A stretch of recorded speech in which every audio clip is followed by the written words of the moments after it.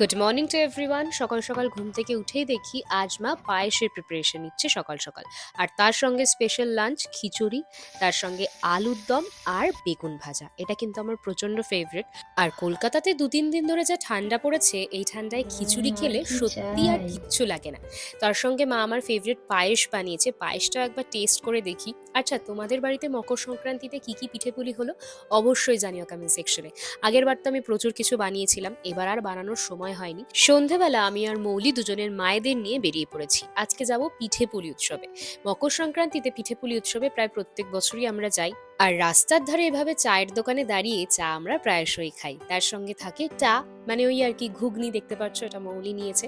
So আমরা চলে এসেছি রাজডাঙ্গা পিঠেপুলি উৎসবে। এখানে আজকে ফকিরা আসবে, তো প্রচুর ভিড় হবে শুনেছি, দেখতেই পাচ্ছ প্রচন্ড ভিড়।